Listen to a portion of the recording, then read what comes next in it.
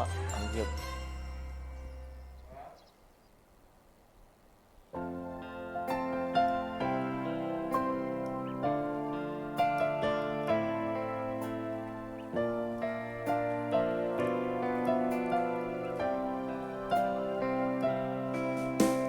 Apakah berat beban hidupmu dan telah usai pengharapanmu? Kau berkata, habis sudah. Tapi tenanglah, Tuhan masih bekerja. Di saat tiada harapan, tak terbuka jalan, yakinlah Tuhan masih bekerja. Di tengah badai menerpa, masalah melanda, percayalah Tuhan masih bekerja. Tiada yang mustahil bagi Allah, serta bagi yang percaya. Semua badai taufan diteduhkannya, percayalah Tuhan masih bekerja. Di saat tiada harapan, tak terbuka jalan, yakinlah Tuhan masih bekerja. Di tengah badai menerpa, masalah melanda, percayalah Tuhan masih bekerja. Percayalah Tuhan masih bekerja. Percayalah Tuhan masih bekerja.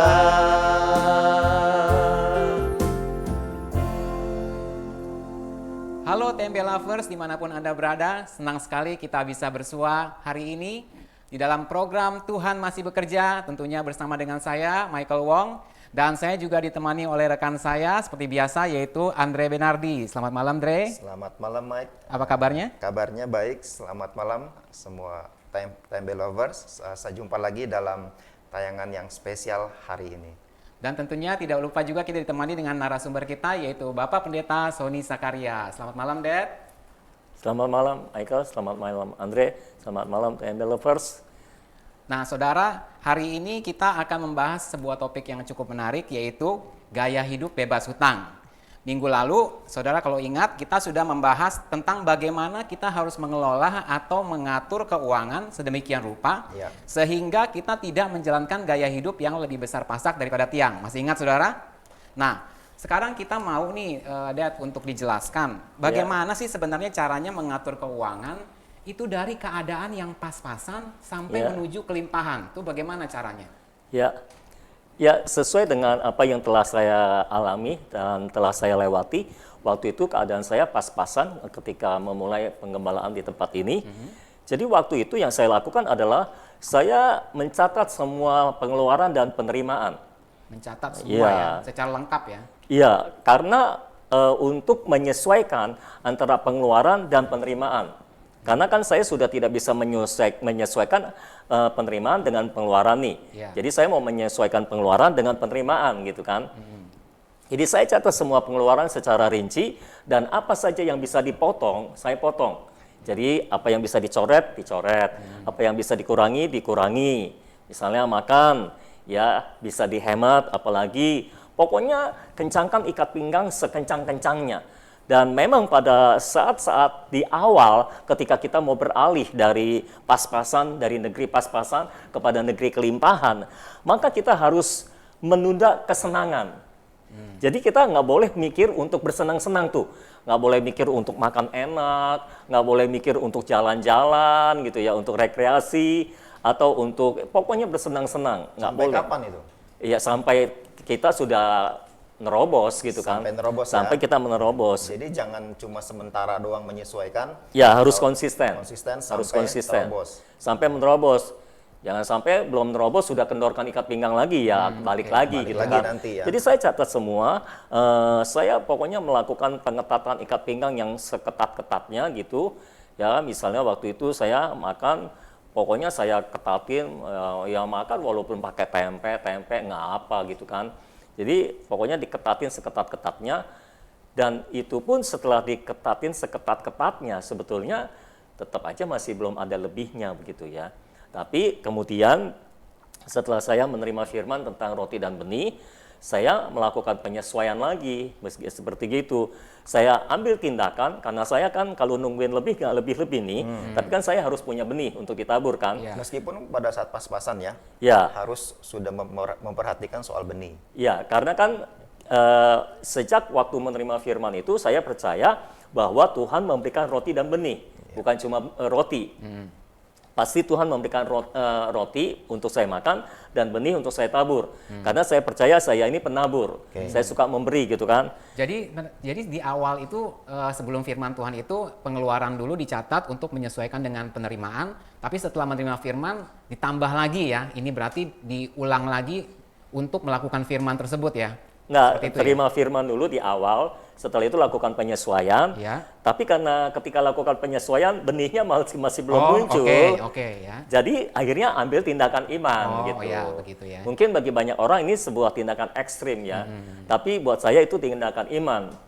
Karena toh saya percaya Tuhan pasti memberikan roti dan benih gitu kan. Oh, ya. Jadi saya sisihkan 10% untuk perpuluhan, itu wajib, nggak bisa diganggu gugat buat saya begitu, kepercayaan saya.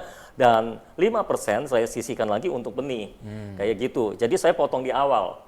Selebihnya ya walahu alam Jadi istilahnya. ini motong 5% ini masih dalam kekurangan dulu ya. Masih dalam keadaan Pas-pasan, Pas-pasan. pas-pasan ya. Masih dalam keadaan pas-pasan. Berarti saat itu pun mengambil tindakan sesuai Ya, firman. itu tindakan iman kan saya Disebut bilang. tindakan iman karena waktu mengatur pas-pasan itu kan Ya. benih belum diperhitungkan. Ya. Itu pas. Begitu memperhitungkan benih, Ya. artinya ada risiko kurang kan? Logikanya akan Logikanya kekurangan. akan kekurangan. Nah, Ya, itu sebabnya kita menilai ini sebagai tindakan tindakan Iya. iman. Oke. Tapi saya boleh bersaksi di sini bahwa sejak saya menyisihkan 5% untuk benih, keuangan saya justru nggak kurang.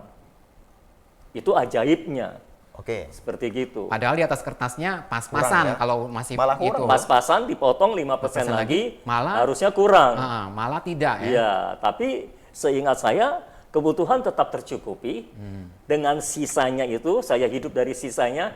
Jadi kebutuhan tetap tercukupi, dan makin lama tanpa saya sadari, benihnya itu berlipat ganda memang.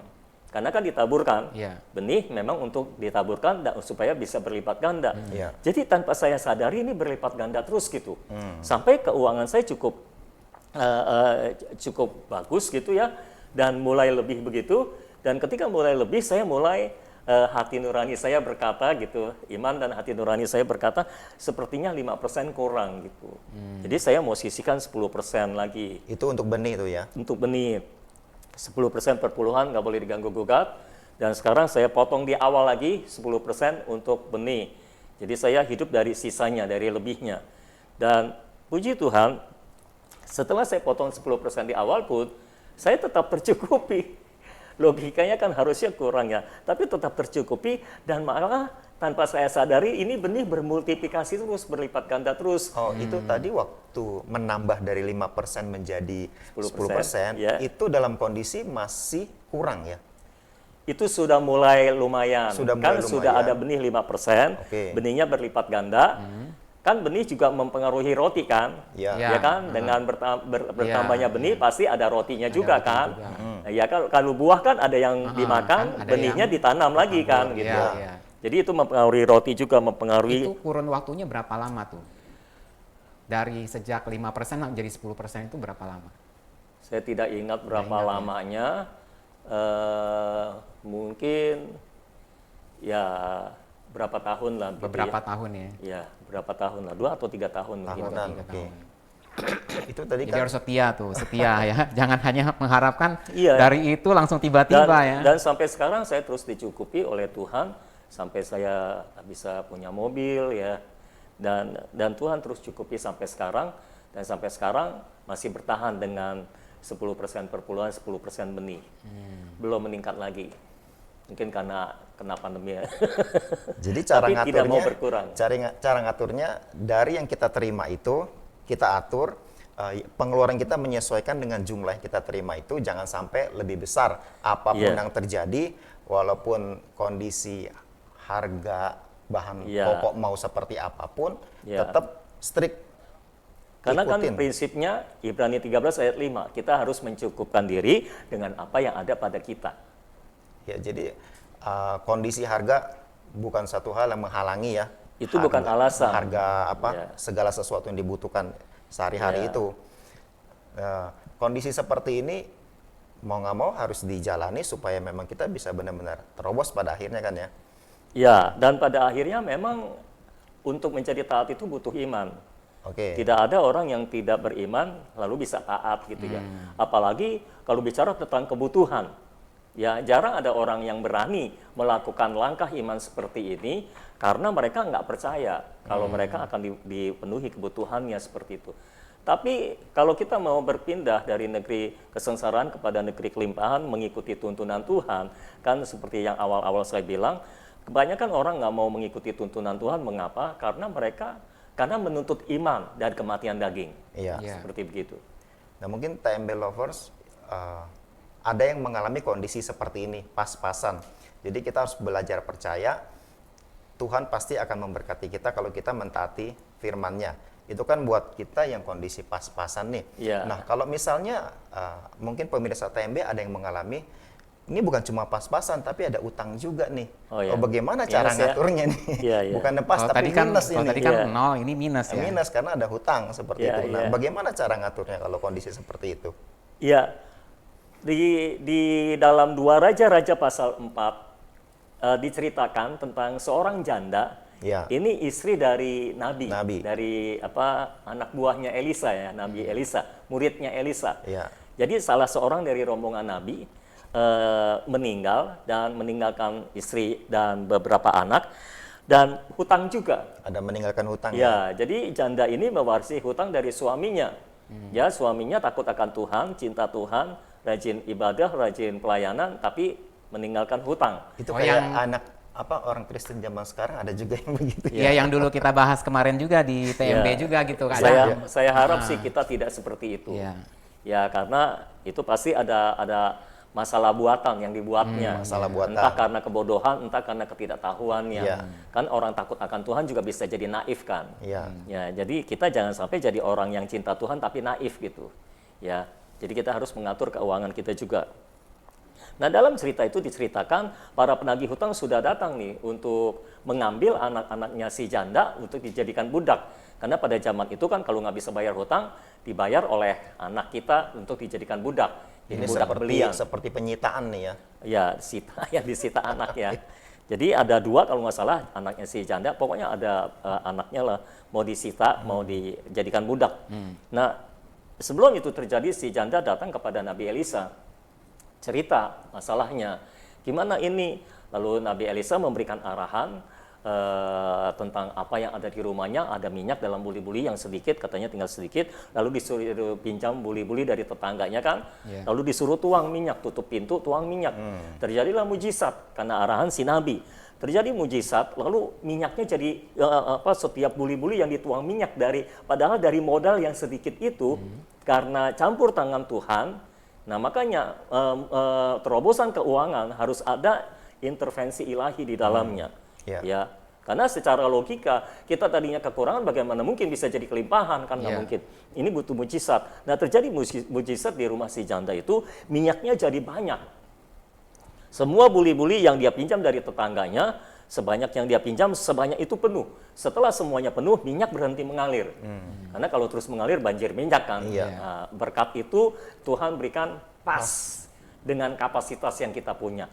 Makanya supaya kita tambah diberkati, ya harus kapasitasnya ditambah. Karena Tuhan nggak mungkin memberikan berkat atau apapun juga kepada kita melampaui kapasitas yang bisa kita terima. Iya. Karena kalau tidak, jadinya malah jadi kutuk, bukan jadi berkat. Lalu setelah lihat mujizat itu, si janda datang lagi ke Nabi. Pak Nabi, Elisa, gimana ini? Apa sudah ada minyak yang banyak? Nah, kita lihat apa yang dikatakan oleh si Nabi itu ada dalam ayat yang ke-7, 2 Raja-Raja pasal 4 yang ayat yang ke-7, bunyinya seperti ini. Kemudian pergilah perempuan itu memberitahukannya kepada abdi Allah atau Nabi Elisa, dan orang ini berkata, Nabi Elisa berkata, pergilah, jualah minyak itu, bayarlah hutangmu, dan hiduplah dari lebihnya, engkau serta anak-anakmu. Nah, buat saya, nasihat dari Nabi Elisa ini menarik. Perhatikan, dia bilang, jual minyak itu, bayar hutang, dan hidup dari lebihnya. Nah, sementara yang kita praktekkan selama ini terbalik. Kalau kita dapat berkat lebih, kita pakai dulu untuk hidup, sisanya baru bayar hutang. Itu pun kalau ada sisa. Iya. Dan biasanya kalaupun ada cuma sedikit gitu kan. Oke. Nah, Nabi Elisa beda. Dia bilang bayar hutang dulu, lebihnya baru bisa baru hidup dari lebihnya. Iya. Hidup dari lebihnya setelah hutang selesai. Iya. Artinya Nabi Elisa menyuruh si janda ini utamakan pembayaran hutang. Iya. Iya. Jadi kalau kita punya hutang, yang harus kita lakukan pengelolaan keuangan adalah setiap kali ada berkat lebih, harus dahulukan bayar hutang, baru hidup dari lebihnya. Kalau ada sisanya, kita hidup dari sisanya. Gitu. Oke, kalau misalnya hutang itu tidak bisa sekaligus dibayar, Saking gedenya ya. karena cukup Ya, besar, ya. apakah kita bisa lakukan penjadwalan Bisa, per bulan bisa, atau bisa. per minggu gitu? Bisa. Tapi pada prinsipnya hutang harus didahulukan. Hutang Karena didahulukan. kalau kita baca dalam Amsal pasal 3 ayat yang ke-27, kalau saudara lihat di dalam Alkitab terjemahan Firman Allah yang hidup, Ya. FAYH, bunyinya seperti ini. Jangan menangguhkan pembayaran utang-utangmu. Jangan berkata, lain kali saja. Kalau engkau dapat membayar sekarang. Jadi kalau bisa bayar sekarang, bayar sekarang. Iya. Jangan ditunda pembayaran hutang. Jadi pembayaran hutang itu harus didahulukan, diprioritaskan. Bagi yang punya hutang, selesaikan dulu masalah hutang. Makanya kalau ada jemaat yang punya masalah hutang, saya selalu kasih nasihatnya seperti itu. Utamakan pembayaran hutang. Ya. Karena itu prinsip firman ya. Jadi kalau ada uang lebih, jangan pikir senang-senang dulu. Karena kebanyakan orang, sebetulnya uang untuk membayar hutangnya sudah diberikan oleh Tuhan. Tapi Cuma dipakai untuk yang lain. Yang lain. Ada berkat lebih, pakai buat jalan-jalan. Sekarang pandemi nggak bisa jalan-jalan deh. Ya kan? Ada berkat lebih, pakai buat makan enak. Ada berkat lebih, pakai buat yang lain. Beli ini, beli itu, pakai buat beli baju. Pakai buat handphone baru, pakai buat bulein rambut. Pakai buat macam-macam seperti itu. Padahal Tuhan berkati untuk bayar hutangnya. Jadi prinsip Alkitab adalah kalau kita punya hutang dalam mengelola keuangan yang benar itu, dahulukan untuk melunasi hutang. Jebret begitu kan. Iya. Harus seperti itu prinsipnya. Jadi kalau misalnya yang seperti kata Andre tadi, yang kalau utangnya cukup besar, dia harus setidak-tidaknya mencicil Ya. sebesar apa gitu ya, supaya bisa membayar hutangnya dulu gitu ya. Ya. Baru lebihnya kira-kira untuk kebutuhan hidup atau untuk hal-hal yang dia butuhkan Ada gitu porsi ya. yang diatur Ada porsi untuk yang diatur ya. membayar hutang. Ya, Membayar prinsipnya hutang itu. seperti yang Elisa bilang. Bayar hutangmu dan hiduplah dari lebihnya. Jangan hidup dari berkat lebih, sisanya buat bayar hutang. Oh. Ya kalau begitu ya hutangnya nggak kebayar-bayar lah. Ada nggak sih alasannya sebenarnya kenapa hutang itu harus segera dilunasi? Ya, karena kalau kita baca dalam Matius pasal 18 ayat 21 sampai 35, di situ murid-murid bertanya. Saya bacakan ayat 21-nya saja ya. Ayat 21-nya saja. Kemudian datanglah Petrus dan berkata kepada Yesus, Matius 18 ayat 21, Tuhan, sampai berapa kali aku harus mengampuni saudaraku jika ia berbuat dosa terhadap aku? Sampai 7 kali kah? Petrus tanya begitu sama Tuhan Yesus. Lalu Yesus menjawab, sampai 70 kali 7 kali, lalu dia memberikan sebuah perumpamaan tentang ada seorang raja, lalu ada yang di bawah-bawahnya itu punya hutang sama raja sangat besar jumlahnya, sampai dia nggak bisa bayar, lalu dia minta diampuni oleh raja, lalu raja mengampuninya. Tapi ketika dia keluar dari istana, orang ini ketemu dengan temannya yang punya hutang jauh lebih kecil daripada hutangnya kepada raja, dan temannya dan dia datang mencekik temannya, kerah bajunya diangkat begitu, bayar hutangmu gitu, dengan sombongnya, bayar hutangmu, mentang-mentang baru bebas hutang gitu kan. Dia tagih orang yang hutang sama dia, bayar hutangmu, lalu orang itu minta ampun tapi tidak diampuni. Nah, ada orang lain yang melihat itu lapor kepada raja, jadi akhirnya orang ini tidak jadi diampuni hutangnya, dijebloskan ke dalam penjara.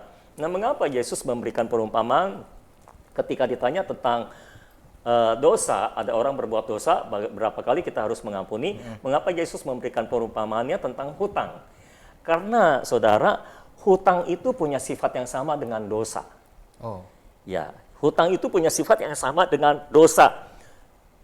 Seperti dosa, hutang itu menjerat, hutang itu memperbudak. Kan Alkitab bilang, siapa yang berhutang menjadi budak dari orang yang menghutangkan.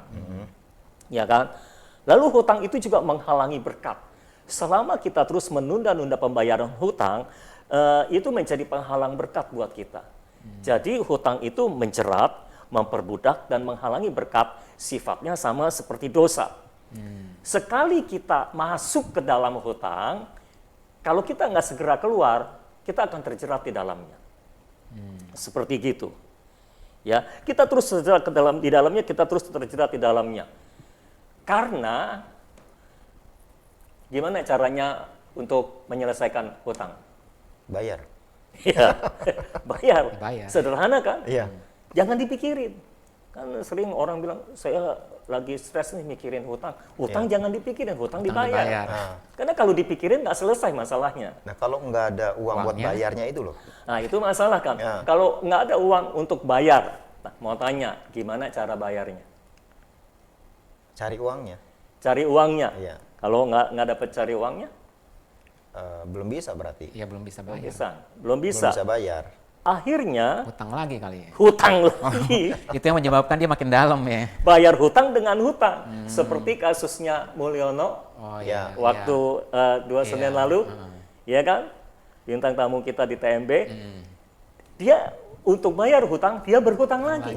Gitu ya. Ada sales yang baik hati Tawarin kartu kredit, tawarin baik KPA. hatinya tanda kutip deh kayaknya. Dan sekarang ini, di dunia kita sekarang ini, ada banyak perangkap dosa di sekitar kita karena ada banyak marketing. Sales yang baik hati. Marketing yang baik hati untuk menawarkan segala cicilan, pinjaman mudah. Dengan embel-embel ini Tanpa solusi agunan. nih, ini solusi nih Ini gitu solusi gitu. Iya. Akhirnya kita menyelesaikan masalah hutang dengan berhutang. Akhirnya hutangnya bukan selesai, tapi ya kacau gitu ya. Dalam ya. Kadang kan seperti dosa, cara menyelesaikan hutang itu juga ada 3. Pertama dibayar, tadi kita bahas. Yang kedua diampuni, yang ketiga ditebus. Nah, diampuni berarti diampuni oleh yang memberikan pinjaman itu ya? Ya, saya pinjam uang ke kamu, saya hutang sama kamu. Tapi tiba-tiba seperti raja itu, kamu berbaik hati, sudahlah saya ampuni hutang-hutangmu, lunas, anggap lunas gitu. Ya, saya bebas gitu kan. Nah, yang ketiga ditebus. Seperti kasus Mulyono kemarin, ada yang menebus. Bayarin semua hutangnya yang berbunga itu, sehingga dia memiliki hutang yang tidak berbunga. Tapi kan pada akhirnya dia harus bayar kepada orang yang ditebus. Tapi kemudian dia juga mendapat pengampunan. Dosa kita juga seperti itu. Kita nggak bisa membayar hutang dosa kita. Makanya perlu Yesus untuk menebus kita dari hutang dosa kita. Tapi kan setelah ditebus, kita harus membayarnya kepada Yesus, kepada Bapa yang mengutus Yesus. Tapi Bapa mengampuni kita, seperti gitu. Jadi kita tidak perlu membayar hutang dosa lagi kepada Yesus atau kepada Bapa. Yang perlu kita lakukan ya menyerahkan hidup kita kepada Tuhan, seperti gitu. Jadi sama ya, setelah hutang itu ditebus, jangan berhutang lagi, ya sesudah dosa diampuni, jangan berbuat dosa lagi. Ya, Sama seperti itu ya. seperti gitu. Namanya ya. Ya kan setelah ditebus kita. Tetapi kenyataannya di lapangan memang bisa terjadi seperti Mulyono kemarin, Ya. ketika kita taat dengan firman Tuhan, mengatur semua keuangan kita, mencukupkan diri dengan apa yang ada, Tuhan bekerja dan Tuhan bisa melakukan yang diampuni atau ditebus itu. Oke. Iya, iya. Ada orang yang menebusnya, ada orang yang mengampuninya. Tapi kan itu jarang-jarang ya, Iya. Jarang. ya kan? Jarang Kalau sekali. saya hutang sama kamu kira-kira mau melepasnya enggak? Belum tahu sih. Nah, belum tahu artinya enggak lah gitu ya. Pokoknya itu kasus Tapi khusus lah jarang ya. lah, Itu kasus jarang khusus ya. ada orang yang mau melepaskan Iya. hutangnya, apalagi kalau hutangnya besar. Iya. Apalagi kalau menebus, jarang juga ada yang mau menebusnya, kecuali Bapak gitu kan, Iya. seperti gitu. Nah, itu sebabnya secara kebanyakan kita menyelesaikan masalah hutang itu dengan cara membayarnya. Iya. Tapi kalau kita nggak punya uang untuk membayarnya, gimana kita bisa membayar hutang? Orang kita hutang karena kita nggak punya uang, sekarang suruh bayar hutang lagi. Yang sudah tahu nggak punya uang, kenapa berhutang? Kan nggak ada uang untuk membayarnya gitu kan. Akhirnya untuk menutupi hutang, kita harus berhutang lagi. Menutupi hutang yang satu, kita harus berhutang lagi. Dan ini makin lama makin menjerat, makin lama makin dalam. Jadi yang namanya hutang itu seperti dosa, dia menjerat. Kalau bisa jangan pernah masuk ke dalamnya. Kalau bisa jangan pernah berhutang artinya. Ya, jangan pernah berpikir untuk berhutang. Sekali kita punya pola pikir berhutang, maka setiap kali masalah keuangan, solusi yang ada dalam pikiran kita adalah hutang kemana nih. Makanya para marketing itu dikenal sebagai marketing yang baik hati. Seperti begitu. Ini hutang ini kan kalau bisa jangan masuk ke dalamnya. Iya. Apakah berlaku untuk semua jenis hutang? Karena ada yang bilang kalau hutangnya untuk yang produktif itu boleh nggak gitu? Iya. Apakah memang tetap nggak boleh atau memang ada yang dikecualikan? Menurut saya sih sebisanya jangan masuk ke dalamnya. Sebisanya. Kalaupun hutang hutang yang produktif itu harus benar-benar perhitungannya itu harus benar-benar matang sematang-matangnya. Hati-hati sekali ya. Contoh lah, saya kasih contoh kasusnya Mulyono kemarin itu, dia mau kuliah, ya kan? Dia percaya Tuhan mendorong dia untuk kuliah, gitu kan? Lalu karena dia nggak punya uangnya untuk kuliah, akhirnya dia berhutang juga untuk kuliah kan, ya kan? Nah, menurut saya kalau memang kita yakin bahwa Tuhan menyuruh kita untuk pergi kuliah, kenapa kita nggak doa saja supaya Tuhan kirim uangnya baru kita kuliah? Oke. Karena kan kalau Tuhan yang suruh, Tuhan bertanggung jawab untuk menyiapkan uangnya gitu. Kalau saya doa aja sampai Tuhan kirim uangnya, baru itu waktu yang tepat untuk saya kuliah. Atau kalau misalnya melakukan pinjaman, tapi sudah diperhitungkan ini bisa dibayar nih. Ya, Karena kalau ada uang yang memang tertunda pencairannya, Ya. kita butuh sekarang, ya, entah suatu keperluan yang penting Ya. untuk dibayar. Ya. Nah, kasus seperti itu masih oke ya? ya itu mungkin kita itu belum termasuk hutang mungkin ya, itu cuma talangan gitu Talangan. ya. Dana talangan. Cash flow-nya agak Dalam, macet dalam ya. kalkulasi kita bisa Dalam membayar ini, kalkulasi cuma bisa, nanti iya. gitu. Seperti misalnya kita pakai kartu kredit, Nah. ya kita sudah harus ada uangnya untuk bayar. Jangan kita nggak ada uangnya untuk bayar, lalu kita jor-joran pakai kartu kredit. Kartu kredit ini menarik nih karena banyak sekali yang menggunakan kartu kredit Ya. lalu jadi masalah. Jadi Ya. harusnya memang waktu kita mau pakai kartu kredit Kita memang harus perhitungkan. Harus perhitungkan, memang kita harus ada ada dana untuk uangnya. bayarnya. Ada dana dananya. untuk bayarnya. Jadi pakai kartu kredit itu cuma untuk mempermudah. Jadi kita nggak bawa cash kemana-mana yang banyak gitu, Iya. ya kan? Cukup gesek kartu, tapi ketika tagihan datang, kita bayar. Dan kan lumayan penundaan pembayarannya bisa sebulan Sebulan. kan? Kalau kita bisa atur uangnya. Nah, tapi jangan bayar minimum. Itu Nah, kena itu bunga masalah itu. lagi itu. kalau Itu minimum. akan menimbulkan masalah, hutang terlilit dengan hutang, akhirnya lubangnya bertambah dalam seperti begitu. Apalagi yang cash advance itu ya, aduh lebih parah lagi itu kalau Ya, cash advance. cash advance itu jangan. Jadi kalau yang namanya hutang produktif pun saya sangat selektif sekali. Misalnya orang katanya mau usaha, Ya. butuh modal, tapi nggak punya modal. Ya. Apa yang harus dilakukan? Pinjam. Pinjam modal. Ya. Pinjam modal bayarnya gimana? Dari hasil usaha. Dari hasil usaha. Kalau usahanya nggak jalan, Nah, itu dia. Macet ya bayarnya juga. Macet bayar. nah itu harus dipertimbangkan secara matang-matang. Kalau kita mau berusaha, lalu nggak punya modal, harus pinjam modal dari bank misalnya kayak gitu, dengan cicilan sebulan berapa, itu harus diperhitungkan matang-matang. Usaha yang kita jalan ini pasti, harus pasti menghasilkan lebih daripada cicilan. Ya. Berarti Nggak lebih boleh cocoknya pas-pasan. untuk usaha yang sudah berjalan dan kita tahu usaha ini memang sudah menghasilkan, butuh tambahan Cuma modal. mau ekspansi ya, mau apa, mau kayak Udah memperluas. jelas hasilnya ya. Memperluas. Bukan sesuatu yang baru mau mulai Iya. dan kita nggak tahu ini jalan Iya. apa enggak ya. Udah jelas hasilnya, tapi perhitungannya tetap harus matang. Ya. Jangan gegabah gitu. Jangan sampai kita masuk dalam jerat hutang seperti gitu. Kalau misalnya mau usaha, nggak punya modal, jalan keluarnya gimana? Cari usaha yang tanpa modal. Cari usaha yang tanpa modal. Ada ya. Ada. Ada. Mungkin Karena kebanyakan orang berpikir namanya usaha itu pasti butuh butuh modal. modal. Tapi itu Iya. mungkin untuk pembahasan nanti ya. Kayaknya menarik untuk dibahas nih. Iya, cari usaha tanpa modal. Doa supaya Tuhan berikan usaha yang tanpa modal, ataupun kalau harus pakai modal, modalnya sedikit, Sedikit, aja. Sedikit saja. Nah, kalau pinjam 100-200 ribu untuk usaha, oke lah, ya masa nggak bisa kembaliin 100-200 ribu gitu kan. Ya, kalau sampai kita bangkrut dengan modal 100-200 ribu, mungkin orang bisa memakluminya gitu kan, dan mengampuninya gitu kan. Tapi jangan, belum apa-apa udah harus keluar 100 juta untuk modal.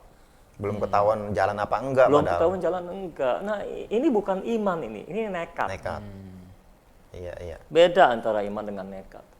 Karena saya mengenal ada beberapa orang yang begitu. Setiap kali mau mulai usaha selalu mikirnya Modal. modal.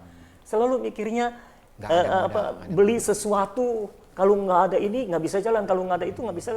Enggak lah, beberapa jemaat saya memulai usaha tanpa modal dan bisa jalan kok. Oke. Bisa, dan bisa jadi besar juga. Jadi nggak terbatas begitu. Mengenai hutang ini, Ya, Dad kan pernah bilang, hutang ini sebetulnya bukan masalah keuangan, tapi masalah mentalitas. Itu Iya. maksudnya seperti apa ya? iya. Sebetulnya hutang ini memang menurut saya bukan masalah keuangan semata-mata.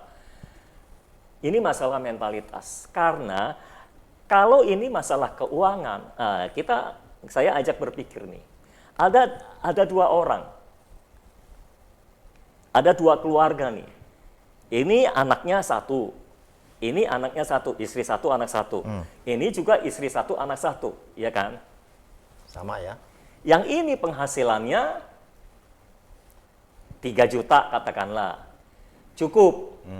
Yang ini penghasilannya sama 3 juta, nggak cukup. Oke. Padahal sama posisinya ya. Punya hutang, padahal sama. Perbandingannya apple to apple kan, Iya. penghasilannya sama, dan anaknya sama, kebutuhannya sama, Iya. ya kan? Ya. Mengapa yang satu cukup, yang Mengapa satu yang satu cukup, yang yang satu satu kurang? hutang? Malah ada kasus-kasus di mana katakanlah ini penghasilannya 3 juta, anak satu cukup, ini penghasilan 7 juta, 8 juta, atau 5 juta, jauh lebih besar, bisa 2 kali lipatnya dari ini, anaknya juga satu, tapi ini hutang. Nah, loh. Padahal Itu penghasilan dia ya. lebih besar. Nah, berarti kan bukan masalah keuangan dong. Iya. Ya. Kalau ini masalah keuangan, harusnya ini cukup, ini juga bisa cukup. Ya. Ya kan? Kalau ini masalah keuangan, ini penghasilannya 3 juta cukup, harusnya ini penghasilan 5 juta lebih dari cukup. Lebih dari Harusnya lebih cukup. Ya kan? Berarti hutang itu bukan masalah keuangan, ini masalah mentalitas. Mentalitas ya. Ada orang, misalnya, saya lah misalnya ya, jangan tunjuk orang lain. Saya lah. Saya kalau punya kebutuhan, nggak punya uang, Apa yang saya pikirkan? Saya nggak pikir hutang kemana nih. Saya nggak berpikir tentang hutang. Berarti mentalitasnya nggak ke situ. Mentalitas saya bukan mentalitas hutang. Ah. Apa yang saya lakukan? Saya berdoa supaya kebutuhan saya tercukupi, supaya Tuhan kirim uangnya untuk mencukupi kebutuhan. Saya nggak pernah berpikir saya harus hutang kemana, saya harus hutang kemana. Nah, kalau orang yang punya mentalitas hutang, setiap kali ada masalah kebutuhan selalu mikirnya hutang. Hutang ke siapa nih? Hutang ke siapa nih? Siapa yang bisa dihutangin? Gitu kan. Kalau si A udah kebanyakan hutangnya ke si B. Si B udah kebanyakan hutangnya ke si C. Gitu kan. Kalau bisa antara si A, si B tidak saling mengenal. Atau cari market yang baik hati itu. Atau barang apa nih yang bisa dijual nih? Atau jual barang misalnya kayak gitu. Ya.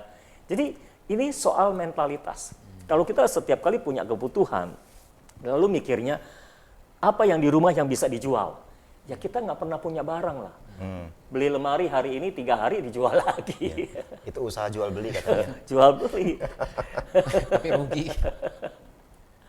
Ini masalah cara hidup seperti ini memang perlu dilatih ya. Kalau Kalau nggak udah kebiasaan agak susah, mesti dilatih, Mesti terus dilatih. bertekad ya. Karena cara hidup seperti ini bisa gitu kan. Ada memang udah terbukti, memang udah banyak. Nggak perlu harus hutang, memang bisa kan. Nggak perlu harus hutang. Buktinya saya bisa. Udah terbukti kan, ada kasusnya bisa gitu. Iya. Saya nggak pernah mikir hutang. Pokoknya saya punya kebutuhan apapun, nggak ada duitnya, saya nggak pernah mikir hutang. Anak saya harus bayar uang sekolah besok misalnya kayak gitu. Saya nggak pernah mikir hutang. Nah mungkin itu juga yang suka orang bikin alasan ya, udah mepet. Iya. Mau bayar uang sekolah kan nggak bisa nunggu, udah Iya, mepet. Kalau mepet kenapa memangnya? Kalau mepet kenapa Kalau emangnya? mepet nanti nggak keburu bayar. Enggak juga. Kalau kayak misalnya kita harus bayar uang sekolah tanggal 10 katakanlah. Ya. Ya kalau lewat tanggal 10 kenapa? Ya kita datang dong ke kepala sekolahnya. Kalau memang belum ada uangnya. Ngaku, Ibu, Bapak, saya belum ada uang bayar uang untuk uang sekolah, tolong minta waktu. Masa nggak dikasih waktu sih? Katanya malu, Gengsi ya. gengsi. Itu masalahnya, that's the problem. That is the problem.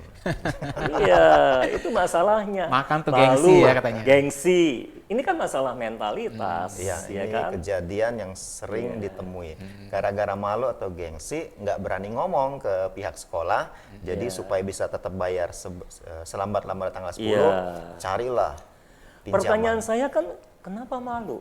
Kenapa gengsi buat saya? Saya lebih malu datang kepada seorang dan minta hutang. Nah itu dia. Dibandingkan saya ngomong ke kepala sekolah dan berkata, tolong beri saya waktu, saya belum ada uangnya untuk bayar uang sekolah. Nah padahal sama-sama malu ya sebenarnya ya. Loh, buat Minjem- saya lebih memalukan ini dong. Yang minjem Iya, itu. maksudnya mungkin kalau bisa kita bilang gitu sebenarnya kita kalau ngutang ke orang juga sebenarnya malu, walaupun di depan kepala sekolah kita nggak malu, tapi kita malu jadi sebenarnya melakukan hutang pun malu sebenarnya. Jadi lebih baik kan kita ke kepala sekolah malunya tuh lebih berderajat ya, lebih Jadi ada malu yang Bermartabat. Nah, lebih malunya lebih bermartabat dibandingkan kita malu ngutang ya. Sebenarnya harusnya pikirannya begitu ya.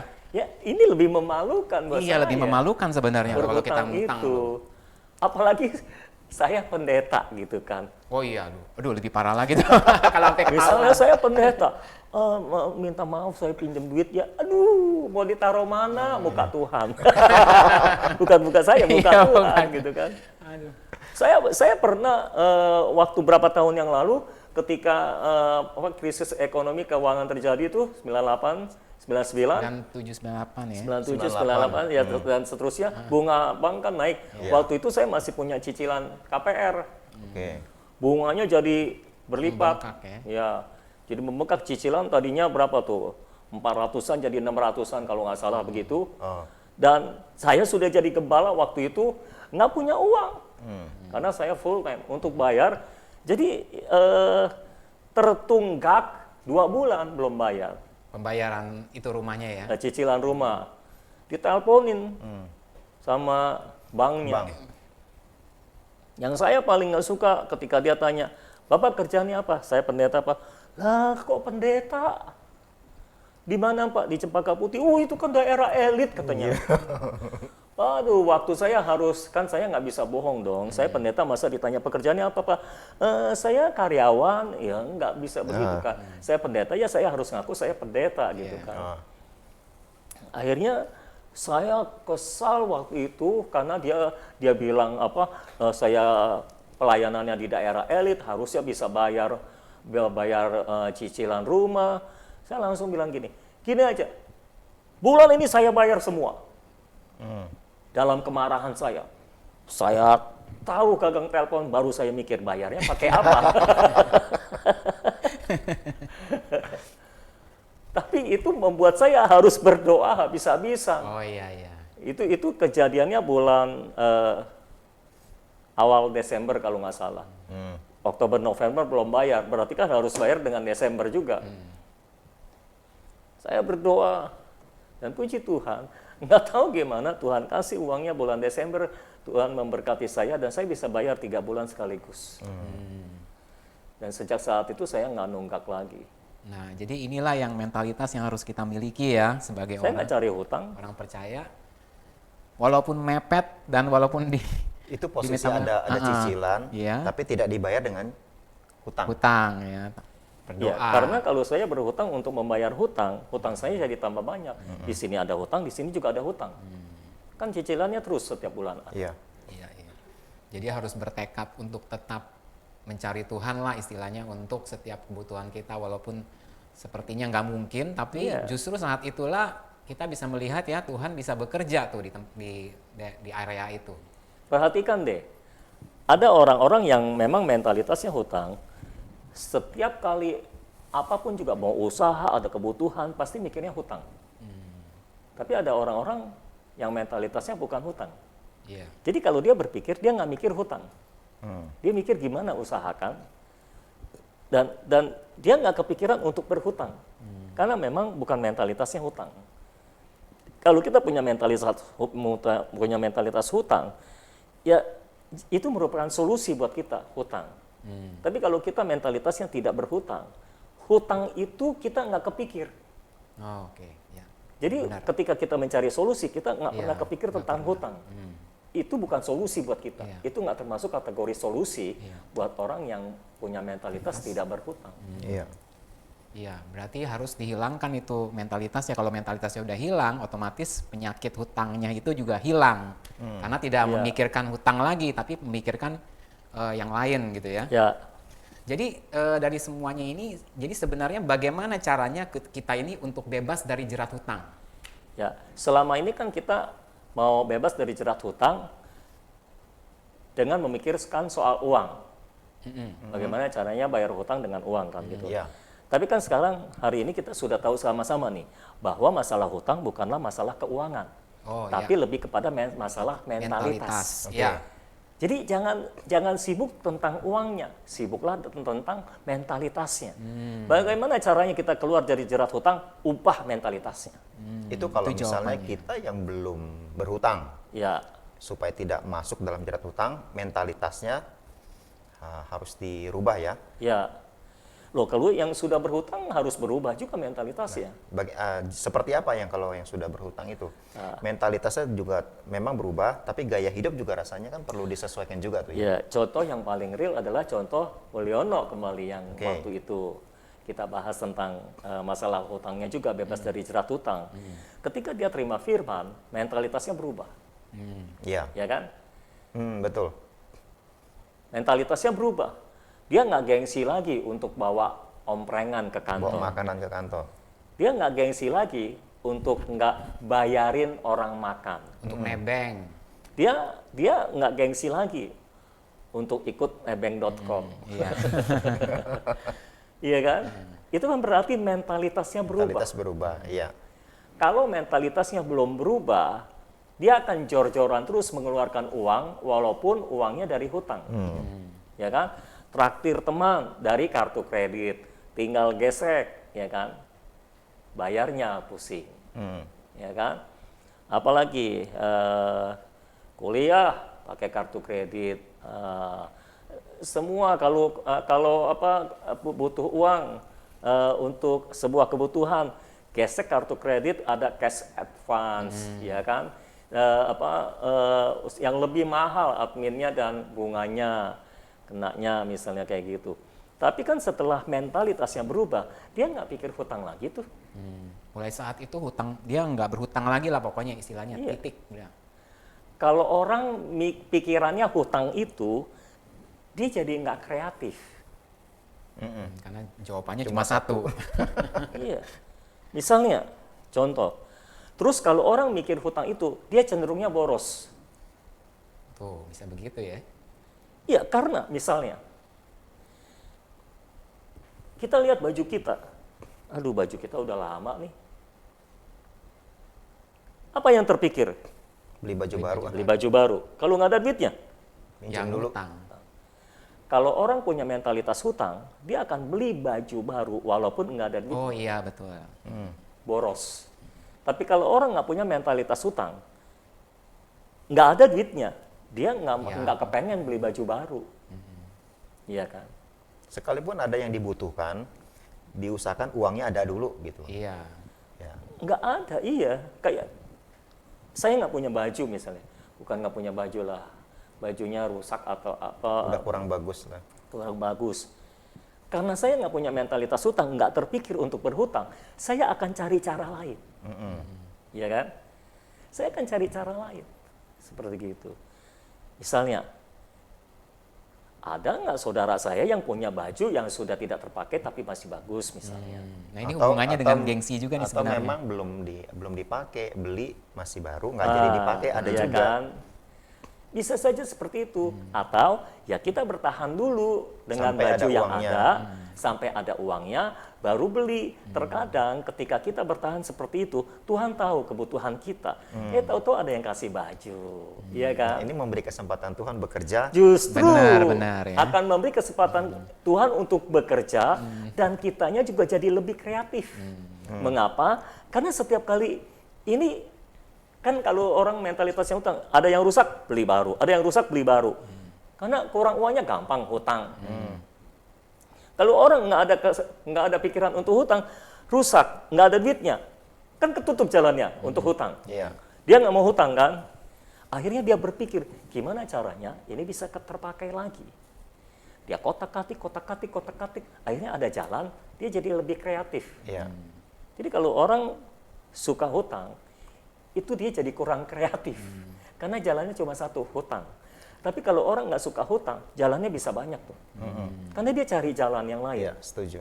Dia cari jalan yang lain, dan itu membuat dia jadi nggak boros. Tapi kalau kita mentalitasnya hutang, kecenderungan kita adalah boros. Karena jawabannya adalah membeli gitu Iya. kan. Beli kan butuh duit. Nah, kalau nggak ada duitnya yang ngutang.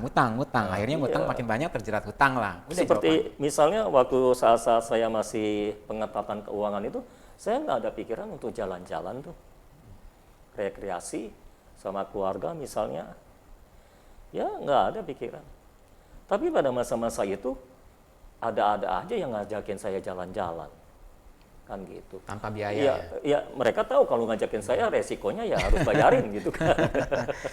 Itu Dan tadi mereka harus tanggung resikonya. cukup menarik tentang kalau kita punya mentalitas yang tidak suka berhutang, jadi lebih kreatif. Iya.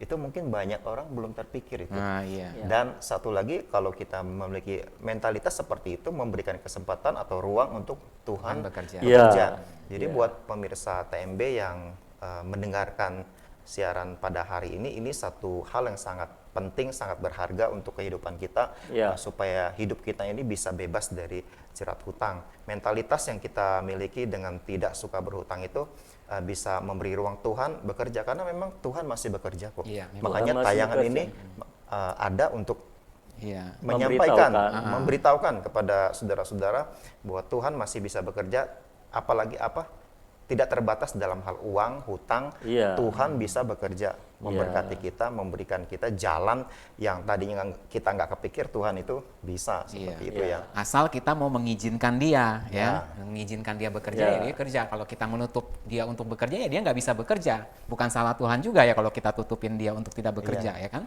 Dan apa yang kita sampaikan hari ini adalah untuk dipraktekkan, saudara-saudara. Ya, Bukan cuma harus.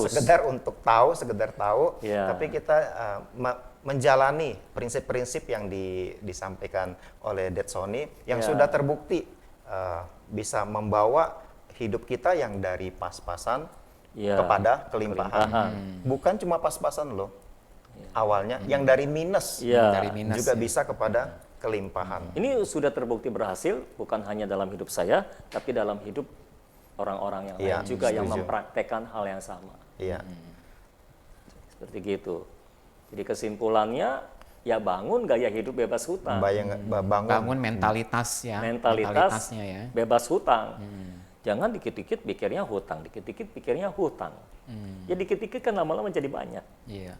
Ya, saya rasa sih ini sudah sangat jelas apa yang kita bahas. Bahas ya. Prinsipnya, contohnya juga sudah disampaikan. Kalau misalnya TMB Lovers masih ada hal yang kurang jelas, nanti biar bisa tanyalah di chat. Iya, di chat Di bisa, komen ya. atau di komen Boleh. ya. Boleh tanya. Oke. Bagaimana, masih Baik, ada pertanyaan lagi? mungkin kalau sudah jelas ya, kita mungkin bisa minta Dad Sony untuk mendoakan ya orang-orang yang mungkin sekarang masih Iya. juga dalam jerat hutang, supaya benar-benar Tuhan tuh bekerja melalui program ini untuk menjamah mereka sehingga mereka memiliki hati yang lembut, mau Iya. berubah, mau diajar, supaya mau mengubah mentalitasnya sehingga mereka juga bisa mengalami terobosan keuangan. Ya. Jadi saudara, saya perlu menekankan, kalau kita melakukan apa yang Tuhan perintahkan, mujizat bisa terjadi. Amin. Ya. Tapi kalau kita tidak mau berubah mentalitasnya sesuai dengan firman Tuhan, maka mujizat menjadi sulit terjadi. Ya. Ingat, hutang itu seperti dosa, dia menghalangi berkat Tuhan. Jadi kalau hutang semua sudah selesai, kita akan tanpa terhalang berkat Tuhan akan tercurah dalam Amin. kehidupan kita. Jadi sejak hari ini, bayar dulu semua hutangmu yang masih punya hutang. Kalau Tuhan berkati lebih, bayar hutang dulu, baru sisanya dipakai untuk kehidupan. Ya. Iya. Ya, ayo, saya akan berdoa khususnya untuk perubahan mentalitas Amin. bisa terjadi. Karena tanpa perubahan mentalitas, Tuhan sulit bekerja. Saudara menghalangi Tuhan untuk bekerja. Ayo kita berdoa sama-sama. Bapa dalam surga, kami datang kepadamu pada hari ini Tuhan. Kami datang Tuhan membawa setiap masalah dari saudara-saudara kami Tuhan yang punya masalah hutang Tuhan. Kami percaya Engkau adalah Allah di atas segala Allah dan Tuhan di atas segala Tuhan. Bagimu tidak ada yang mustahil Tuhan. Amin. Itu sebabnya Tuhan, jika ada orang-orang yang pada hari ini mendengar siaran ini, melihat siaran ini Tuhan, dan mereka terbuka hatinya untuk mengubah mentalitas gaya hidup mereka Tuhan. Amin. Yang tadinya memiliki mentalitas selalu berhutang, menjadi mentalitas yang tidak boleh berhutang, Ya. tidak pernah berhutang Tuhan. Amin. Amin. Aku berdoa ya Bapa di dalam surga, biar Engkau sendiri akan turun tangan dalam kehidupan mereka. Ya. Engkau menjamah hidup mereka Tuhan, ubahkan mentalitas mereka sepenuhnya dan meteraikan itu Tuhan dalam kehidupan mereka. Dan setelah mereka berubah dari mentalitas kehidupan mereka, gaya hidup mereka menjalankan gaya hidup bebas hutang Tuhan, gaya hidup mereka Tuhan bukan menjadi hamba uang, tetapi menjadi hamba Tuhan. Amin. Yang mencukupkan diri dengan apa yang ada, dengan apa yang Kau berikan Tuhan. Maka hamba berdoa Tuhan, bekerjalah dalam hidup mereka, buatlah mujizat Tuhan.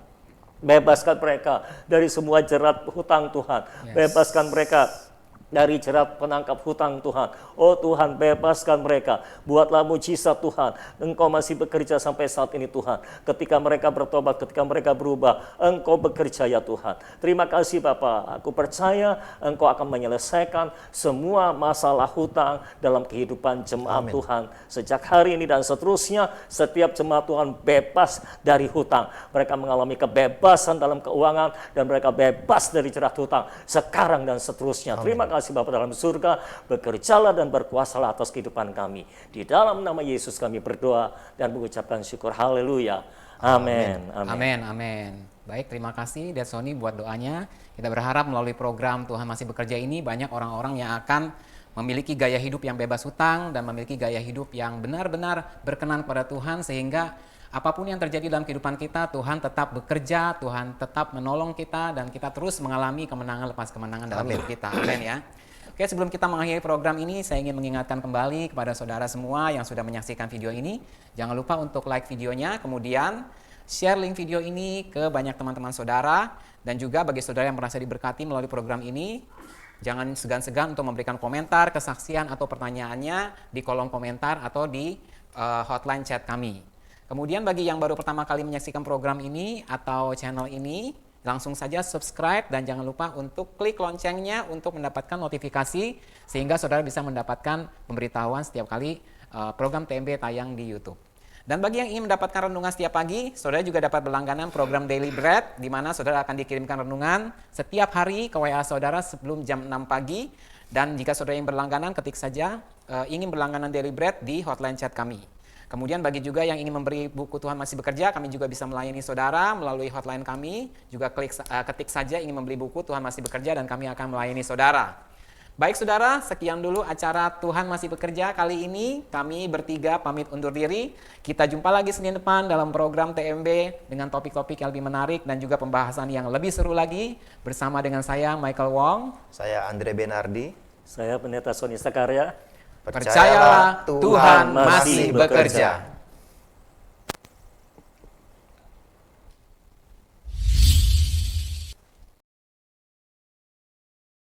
Tuhan masih bekerja.